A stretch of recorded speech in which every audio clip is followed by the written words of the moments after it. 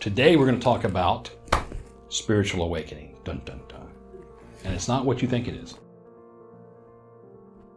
As I've looked around the internet about spiritual awakening and seen what people talk about, they're asking two different things. First of all, what are the signs of spiritual awakening? And then what are the symptoms of spiritual awakening? And as I've pondered how to answer that, how to respond to that, how to create a spiritualist perspective on spiritual awakening, people are asking the wrong questions. So it's not what are the symptoms or what are the signs of spiritual awakening. It's what's the practice and process that allows you to awaken. And that's what the Buddhists have done so well for so long. There was a Buddhist monk named Ikkyu, A-I-K-K-Y-U. So I'm absolutely certain I'm not pronouncing that correctly. So Ikkyu was a Buddhist monk and had been practicing for quite a while. The thing about him is he was the bad boy monk. He didn't like to follow the rules. He ate all the wrong foods and he refused to be abstinent. So he liked to visit the brothels and the fishmongers. And Buddhists aren't supposed to eat shrimp and shellfish and octopus, and they definitely aren't supposed to visit the brothel. But what he's known for, in addition to his proclivities, was the way he became enlightened, the way he became awakened. And after years of practice and study, he was walking across the field and he was being extremely aware, extremely mindful of everything around him. And as he was walking across this field, a crow flew overhead. And as the crow flew overhead, it cawed 3 times. And the way he describes it is that being completely present and mindful in the moment, hearing the crow caw, he gained awakening in the silence between the caws. And I want you to pay attention to that, the silence between the caws. And I'm not a musician, I like music sometimes, but I'm not like an audiophile or anything. And one description of music I heard is that music is the silence between the notes. And the silence between the caws is what allowed Ikkyu to become enlightened. So how does this apply to us? 2 things I want you to write down. One is practice, and the second is practice. So we're going to talk about what awakening is and what enlightenment is, but we're going to do it from a slightly different perspective. The first perspective is, if you see on your page, it says physical and spiritual awakening. How many of you woke up today? Did you wake up with an alarm clock, or did you wake up naturally? So every day, some people reluctantly, some people energetic. Some people wake up when the sun rises, and some people wake up very much earlier, and some people way, way later. So being awake is a good thing from a physical perspective.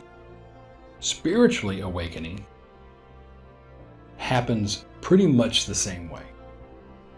You either step into it as a result of your practice and what you're up to and allowing yourself to experience what's going on. And so as we begin to wake up and allow ourselves to open the spiritual eyes of our soul, that spiritual light within us starts to awaken us naturally, like the sun rising in the day. So spiritually, they take on spiritual practice to become enlightened, to solve a problem. They have something they're wanting to do with their practice. They set alarms on their phone. They try to do all of these contrivances to allow them to awaken. Which, if you do anything with the intention of getting something, you're not necessarily doing it the right way. So if you look at our friend Ikkyu, he was walking across a field, being mindful, being present, being aware, And in the silence between the caws of a crow, he was able to connect with that higher self. He had been practicing for decades before this event occurred. The whole purpose of practice is the practice. If you do the practice, you're practicing, and that's all there is. Think about your meditation the same as going to sleep. It's restorative. It allows you to function physically. Over time, what will happen is the spiritual eyes of your soul open. And then the light that is your spirit starts to then illuminate your thinking. So sleeping versus pretending to sleep. So there's an old Chinese saying that it's very easy to awaken someone who sleeps. Impossible to wake someone who only pretends to sleep. Most of us pretend to be asleep. The image to put with this is there are areas in our life where we have our head buried in the sand like an ostrich. And I want to draw a distinction between ignorance and belief. Ignorance and belief. So ignorance is something that you just have not gained any knowledge about. Belief is something that you hold true. And as we begin to look at awakening, allowing ourselves to open the spiritual eyes of our soul, Christians call this being born again. Buddhists call this enlightenment. Engineers call this a BFO, a blinding flash of the obvious. Scientists and people call it a breakthrough. There's a breakthrough in something. And all of these have one thing in common. It's a sudden realization that wasn't there before. So you have a realization, you have an understanding, you have an awareness, you have a comprehension of something that wasn't there before, that is now there. And the way these things happen is you immerse yourself into a problem or you're looking for a solution.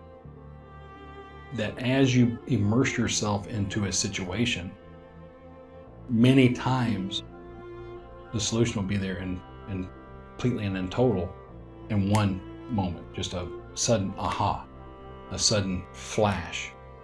It's just all of a sudden it's not there and then it's there. And what's interesting about that is it typically happens not when you're doing what you think you should be doing to get the flash. It happens when you're in the shower. It happens when you're walking on the beach. It's happening when you're making your coffee in the morning. It's happening when you're listening to music. And all of a sudden you relax your mind and everything that's been percolating under the conscious part of your mind coalesces a solution and creates that for you in a way that can change your life. For spirituality, for people who are spiritual, if you really take on a spiritual practice, we call that flavor awakening or enlightenment. And what that means is, all of a sudden you have an understanding of what life looks like without the delusions of your outward senses. Without the delusions of your outward senses. Your outward senses are conditioned by your beliefs, conditioned by your attitude, conditioned by your mindset.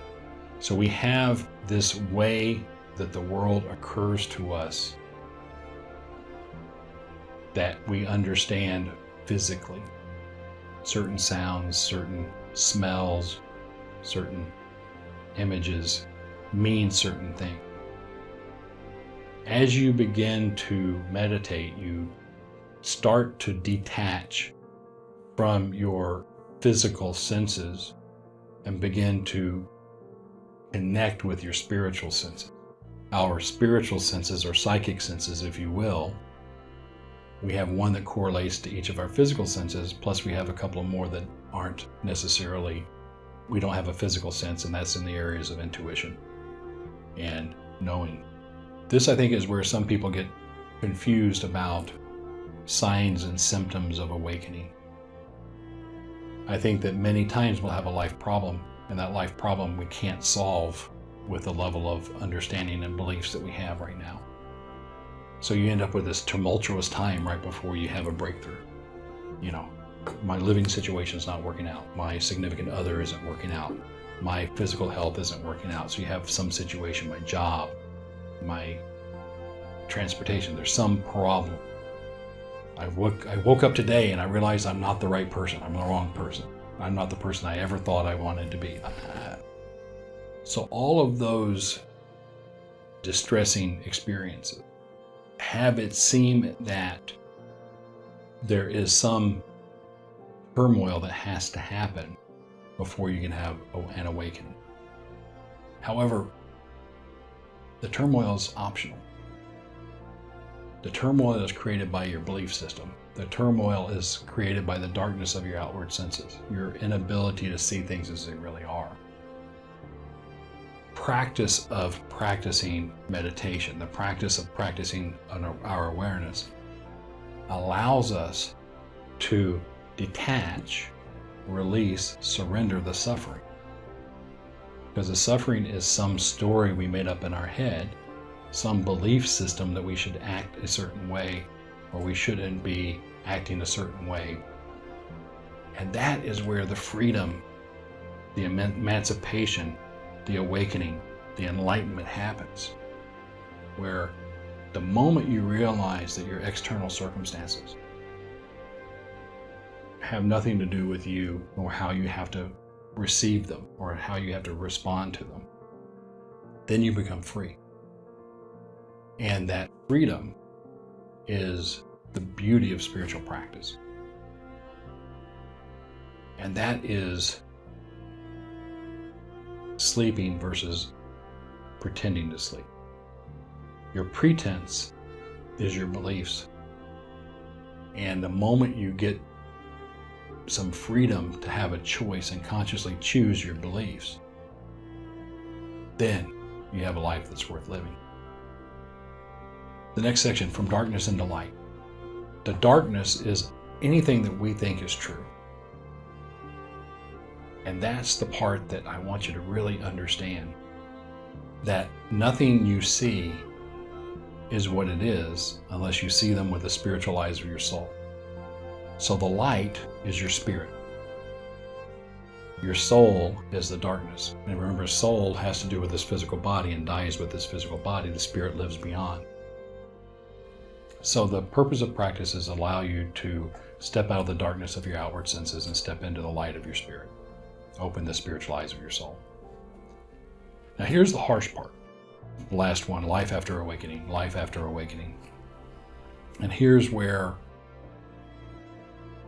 so many people are not allowing themselves to step into the beauty of a spiritual practice. There's a saying, and I don't remember the gentleman who said this, but he says, before enlightenment, mountains are mountains and trees are trees and streams are streams. In the moment of enlightenment, mountains aren't mountains, trees aren't trees, streams aren't streams. After enlightenment, mountains are mountains, trees are trees, and streams are streams. Its cousin, the first cousin to that is, before enlightenment, chop wood, carry water. After enlightenment, chop wood, carry water.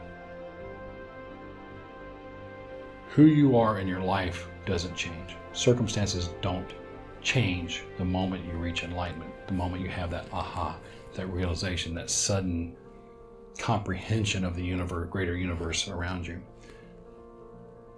How you perceive things, how you move forward, how you act, and how you behave changes. And over time, that may allow you to create a different circumstance for your life. But enlightenment isn't going to change who the president is. It isn't going to change climate change. It isn't going to change anything in our physical circumstances right now. As you go forward in your life, you make different choices after you start to see things from your spiritual senses, not your physical senses. You're able to let go of suffering more quickly. You're able to make different choices in your actions and your words. And in doing so, create a reality that's different from you after you've cleaned up the karma of your previous reality before your enlightenment. So the last thing I'd say, and the reason I say that spiritual awakening isn't what you think it is. So spiritual awakening is a moment in time where you see things differently. You can have more than one spiritual awakening in a lifetime. You can, just like you can have more aha moments in a lifetime. You can have more realizations about relationships. You can have more realizations about your circumstances and who you are in the world. It's all about opening the spiritual eyes of your soul that you may see. So if you stop looking for enlightenment, you can see enlightenment all around you. My highest blessings.